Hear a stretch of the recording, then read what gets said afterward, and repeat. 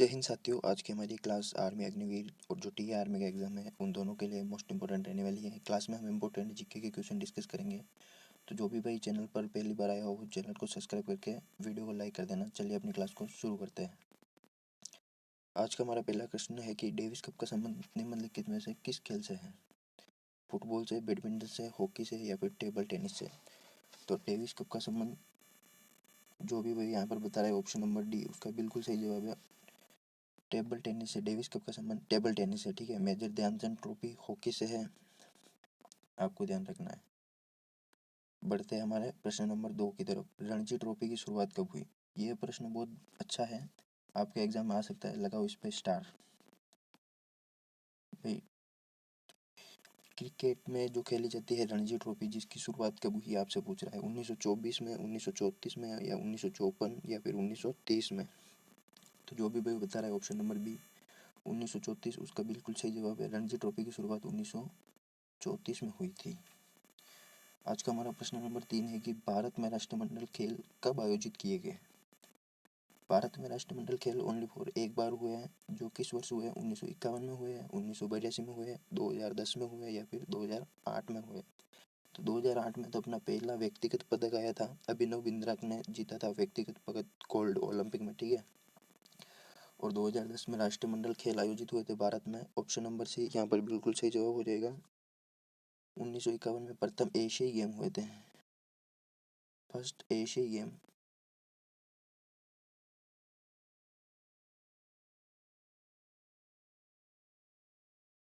प्रथम एशियाई गेम 1951 में हुए थे। ठीक है, याद रखना है।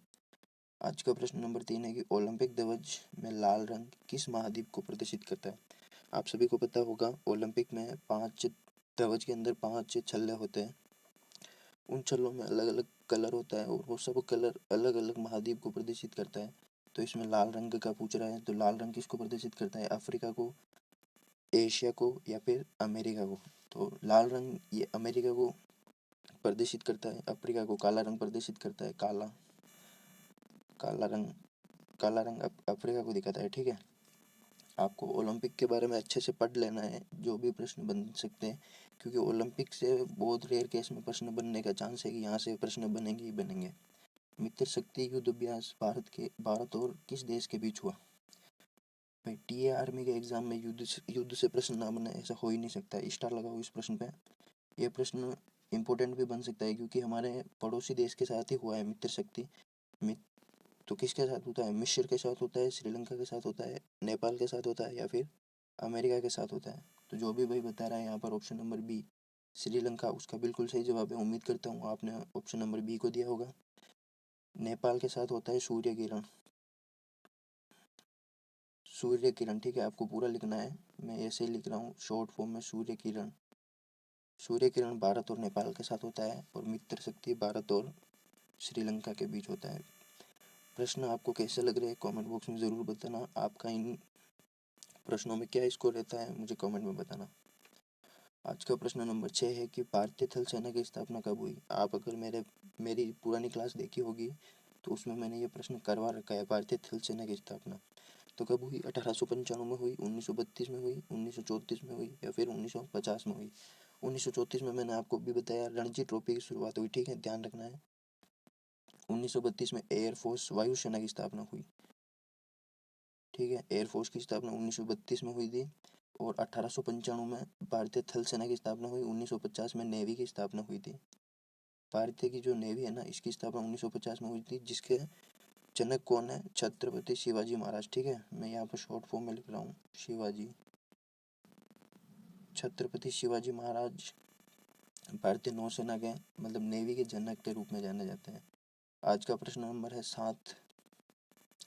इंदिरा गांधी की समाधि स्थल का क्या नाम है? वैसे तो पिछली बार इस टॉपिक से प्रश्न नहीं बने थे, लेकिन क्या पता इस बार आ जाए आपके। तो एक बार समाधि स्थल पढ़ लेना, महान पुरुषों के जो भी समाधि स्थल हैं उनको आप अच्छे से एक बार पढ़ लेना। ठीक है, इंदिरा गांधी की बात करते हैं, विजय घाट है, किसान घाट है, शक्ति स्थल है या फिर शांति घाट है? शांति घाट जवाहरलाल नेहरू का हो जाएगा, जवाहरलाल नेहरू। ठीक है, JL नेहरू लिख रहा हूँ मैं, आप अच्छे से ध्यान रखना। किसान घाट हो रहेगा चौधरी चरण सिंह का, चरण सिंह। ठीक है, किसानों के मसीहा चौधरी चरण सिंह, जिनका समाधि स्थल किसान घाट है। विजय घाट लाल बहादुर शास्त्री का हो जाएगा, लाल बहादुर शास्त्री का। ठीक है, ध्यान रखना है, ये प्रश्न बन सकता है आपके। और इंदिरा गांधी का हो जाएगा शक्ति स्थल। ऑप्शन नंबर सी यहाँ पर बिल्कुल सही जवाब है। आप सभी को बताना है कि महात्मा गांधी का समाधि स्थल का क्या नाम है, कमेंट बॉक्स में बताना है। ठीक है, ये आपका होमवर्क है HW। महात्मा गांधी का आपको मेरे को वो बताना है समाधि स्थल। बढ़ते हैं प्रश्न नंबर 8 की तरफ। सरस्वती सम्मान किस क्षेत्र में दिया जाता है? पुरस्कार और सम्मान अंतर्राष्ट्रीय और राष्ट्रीय, इससे आपके क्वेश्चन में डेफिनेटली, मतलब आपके एग्जाम में डेफिनेटली क्वेश्चन मिलेंगे ही मिलेंगे। और आप जब आपका एग्जाम होना तब देख लेना, 100% मिलेगा। तो किससे है? ऑप्शन ए विज्ञान के, गणित के, साहित्य के या फिर पत्रकारिता के। तो सरस्वती सम्मान दिया जाता है साहित्य के क्षेत्र में। ठीक है, गणित में एबल पुरस्कार दिया जाता है, एबल पुरस्कार। ठीक है, ये प्रश्न आपको ध्यान रखना है। इसकी शुरुआत 2003 में हुई थी, 2003 में, जिसको गणित का नोबल कहते हैं। क्योंकि गणित के क्षेत्र में नोबल पुरस्कार नहीं दिया जाता है, इसलिए इसको गणित का नोबल कहा जाता है। क्लास आपको कैसी लग रही है? कंटेंट पसंद आ रहा है या नहीं आ रहा है, कमेंट बॉक्स में बताना। और अगर अच्छी लग रही हो तो एक लाइक करके चैनल को सब्सक्राइब कर देना, क्योंकि क्लास अपनी डेली होती है, प्रश्न अच्छे हैं। और मैं खुद 2 बार आर्मी का पेपर निकाल चुका हूँ, तो पूरा एक्सपीरियंस है। आपको जो भी कंटेंट दिया जाएगा वो यूज़फुली होगा आपके लिए, मतलब इधर उधर का कुछ नहीं पढ़ाया जाएगा, पेपर के अकॉर्डिंग प्रश्न करवाए जाएंगे। ठीक है, आज का प्रश्न नंबर 9 है कि मेजर ध्यानचंद अवार्ड वर्तमान में कितनी राशि दी जाती है? मतलब ध्यानचंद अवार्ड में कितनी राशि दी जाती है? ये सबसे पहले किसको मिला था, ये बताओ आप तो मुझे। मेजर ध्यानचंद अवार्ड सबसे पहले किसको मिला था? विश्वनाथ आनंद को। लिख लेता हूँ मैं यहाँ पर,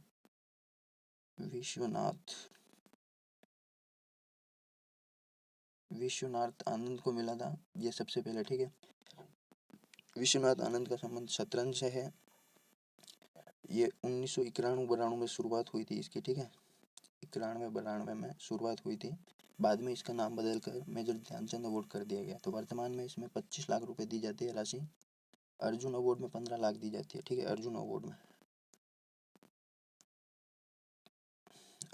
में वर्तमान में 15 लाख दी जाती है।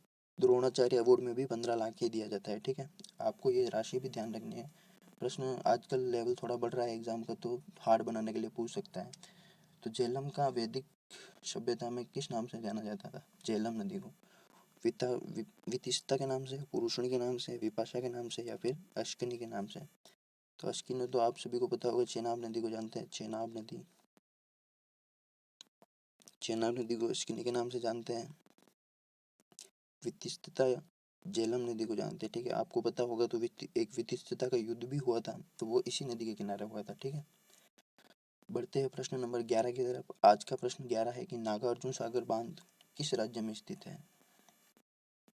नागार्जुन सागर बांध कौन सी नदी पर है? कृष्णा नदी पर है, कृष्णा नदी। ठीक है, अब आपको अगर पता होगा कि कृष्णा नदी किस किस राज्य से बहती है, तो आप इसका जवाब आसानी से दे सकते हो। ओडिशा में है, आंध्र प्रदेश, मध्य प्रदेश या फिर राजस्थान? तो राजस्थान में तो कृष्णा नदी बहती नहीं, तो राजस्थान तो होगा नहीं। इसका ऑप्शन नंबर होगा बी, आंध्र प्रदेश। जिस भी भाई ने दिया है यहाँ पर ऑप्शन बी, उसका बिल्कुल सही जवाब है। बढ़ते हैं प्रश्न नंबर 12 की तरफ। अगला प्रश्न है प्रश्न नंबर 12। ये टॉपिक भी आपको अच्छे से पढ़ लेना है। उत्पादक और राज्य, मतलब कौन सा राज्य किस कृषि में सबसे ज्यादा उत्पादक करता है? जैसे केसर का सर्वाधिक उत्पादक राज्य पूछा है आपसे, तो कौन सा होगा? पंजाब, असम, कर्नाटक या फिर केरल? तो केरल मसालों का हो जाएगा, मसालों का उत्पादक राज्य। ठीक है, पहला नंबर पाता है केरल मसालों में। असम आपका चाय हो जाएगा। बचा क्या? कर्नाटक। तो कर्नाटक इसका बिल्कुल सही जवाब होगा, ऑप्शन नंबर सी। कर्नाटक केसर का सर्वाधिक उत्पादक राज्य है। आज का प्रश्न नंबर है 13। भाई क्लास कैसी लगी आपको, कमेंट बॉक्स में जरूर बताना। प्रांतीय संविधान समिति के अध्यक्ष कौन थे? प्रांतीय से पूछ रहा है तो मतलब प्रांतों को सबसे मतलब आपस में किसने जोड़ा था? सरदार पटेल ने जोड़ा था। ठीक है, हैदराबाद को भी भारत में मिलवाया था, तो सरदार वल्लभ भाई पटेल की वजह से ये भारत इतना बड़ा बन चुका है। तो मतलब प्रांत की बात कर रहा है तो सरदार पटेल आपको ध्यान रखना है प्रांतों में। ठीक है, पंडित जवाहरलाल नेहरू, श्याम, जहाँ जिस भी समिति में ये संघ वर्ड आए ना, संघ अधिकतर संघ वाली सबके अध्यक्ष जवाहरलाल नेहरू थे, जैसे संघ समिति इसके अध्यक्ष पंडित जवाहरलाल नेहरू थे, ठीक है। बी आर अम्बेडकर मसौदा समिति के अध्यक्ष थे, या फिर प्रारूप समिति भी कह सकते हैं इसको, अंग्रेजी में ड्राफ्टिंग कमेटी भी कहते हैं।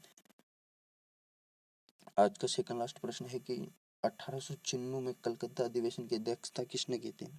कांग्रेस के अधिवेशन बहुत अच्छे से पढ़ लेना, क्योंकि यहाँ से प्रश्न बनेगा ही बनेगा।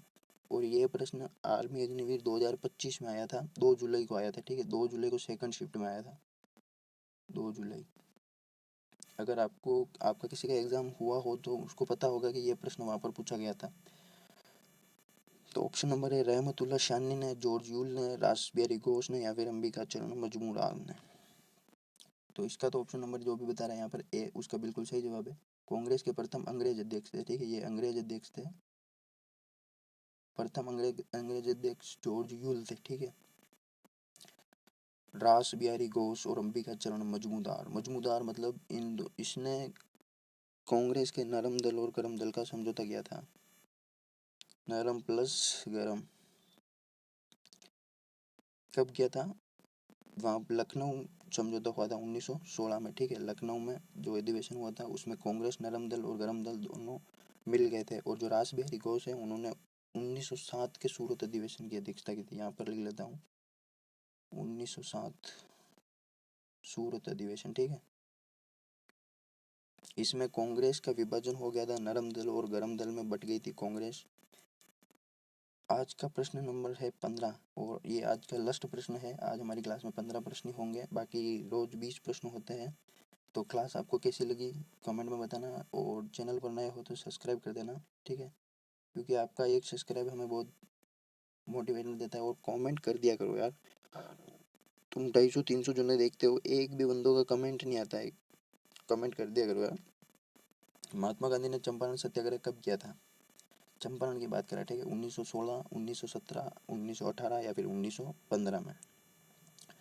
तो महात्मा गांधी के बारे में तो आप सभी को पता होगा। चंपारण सत्याग्रह इन्होंने बिहार में किया था 1917 में, ऑप्शन नंबर बी, नील की खेती के लिए, ठीक है। नील खेती के विरोध में महात्मा गांधी ने बिहार में चंपारण सत्याग्रह किया था, आपको ध्यान रखना है। तो क्लास आज की यहीं समाप्त है। आप अपना कमेंट में स्कोर बताना कितना हुआ है। बाकी मिलते हैं अगले वीडियो में, तब तक के लिए जय हिंद, वंदे मातरम। सभी अच्छे से तैयारी करते रहो, इस बार सिलेक्शन लेना है।